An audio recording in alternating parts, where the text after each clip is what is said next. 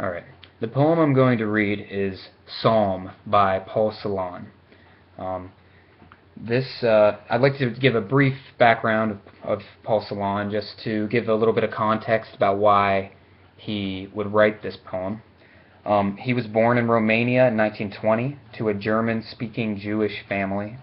Being Jewish, he was forced to endure the horrors of the Holocaust. He was sent to a forced labor camp. He was forced to work for 18 months until he made his escape from there. His parents, unfortunately, were not so lucky.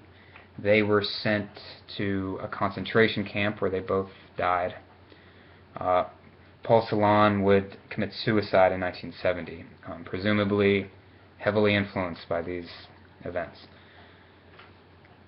Now, for me, the reason I chose this poem, why I think it's significant, I always have been someone who has given a lot of thought to spirituality and to, whether God exists and stuff like that. And,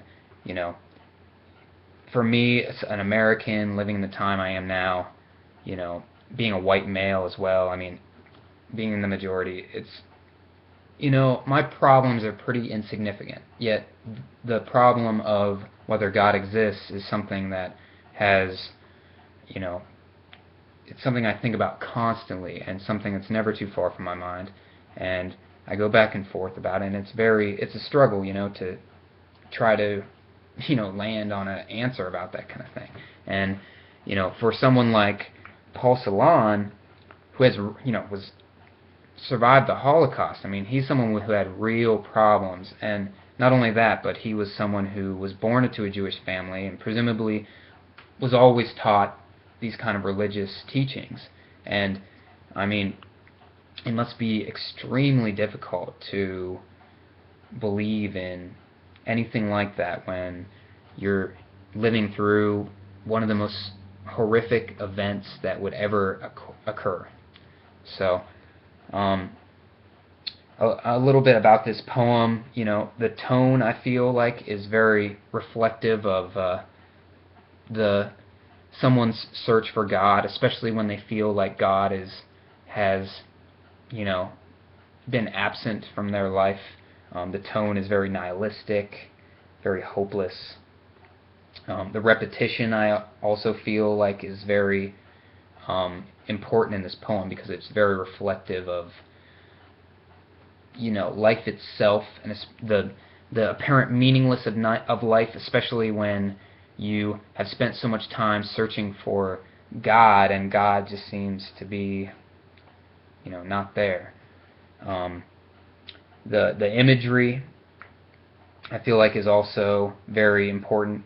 It's a strong juxtaposition between the tangible and the intangible. Some of the words he uses: earth, clay, rose, thorn, versus nothing, no one.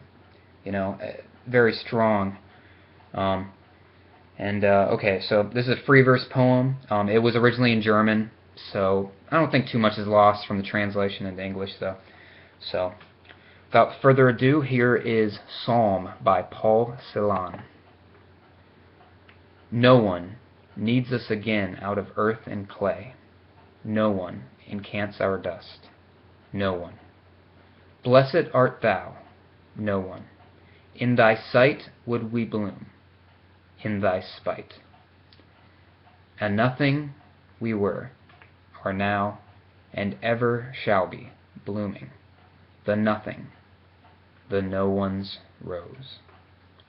With our pistil soul bright, our stamen heaven waste, our corona red, from the purple word we sang, over, oh over, the thorn.